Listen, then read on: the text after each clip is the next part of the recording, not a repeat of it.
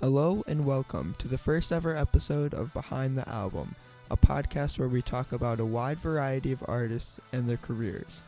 I'm your host, Jake Marks, and today we will be discussing the Black Keys. This is part 1 in a 3-part series. In this episode, we will be talking about how the Black Keys got started and their background. In part 2, we will be talking about where the Black Keys have been between where they started and where they are today. And of course, in part 3, we will be discussing where they are today and how that compares to where they've been in the past.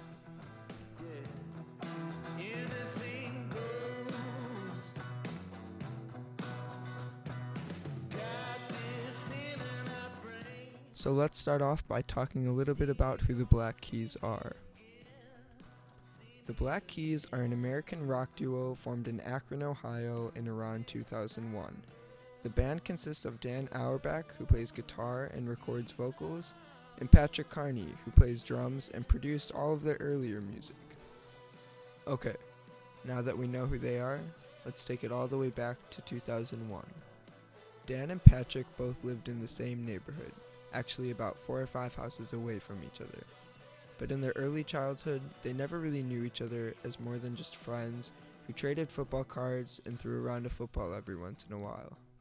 So Dan would sit in his room, listen to blues, and try to figure out how to play the same music as some of the greats.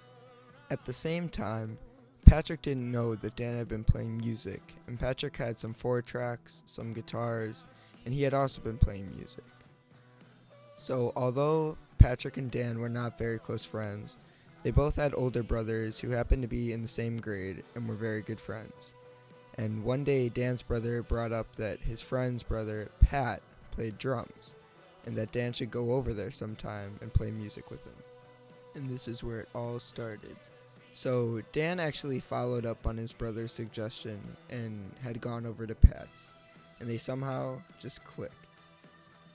After that first time, Dan continued to go to Patrick's with only his guitar and his amp. As this continued, they started messing around and recording some stuff on tape. Before all of this, Patrick had bought some drums just so that he could have people come over to play drums while Patrick played guitar. But when Dan came around, Dan was so good at guitar that Pat was just kind of pushed over to the drums, and he stayed there.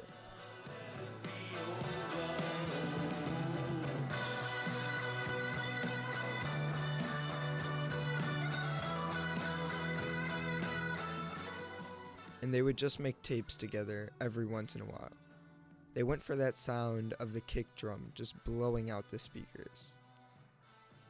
They got together randomly from that point forward about once a month. Just like everybody else, their lives continued, and before they could know it, Dan was off to college. When Dan was at college, he claimed to be, quote, accumulating debt, sitting in a room, not listening to anybody, end quote. He would often skip class to play guitar and listen to music in his dorm room. Not too much later, Dan dropped out of college and started playing music.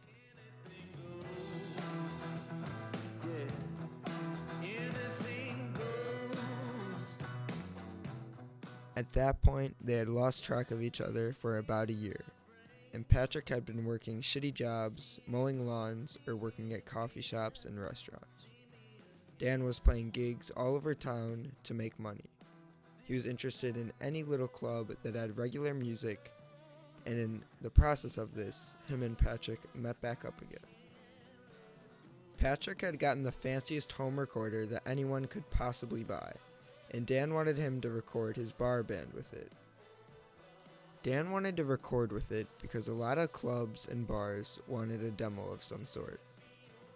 Dan's band never showed up. So the two of them decided that they would just record some stuff. They took some of the songs that Dan had been playing in the clubs, chopped them down, and had Patrick play drums to them.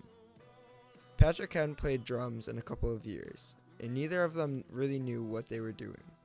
It wasn't a band at that point. It was just two guys improvising and making up some random stuff on the fly. That one session in Patrick's small basement had evolved into their demo.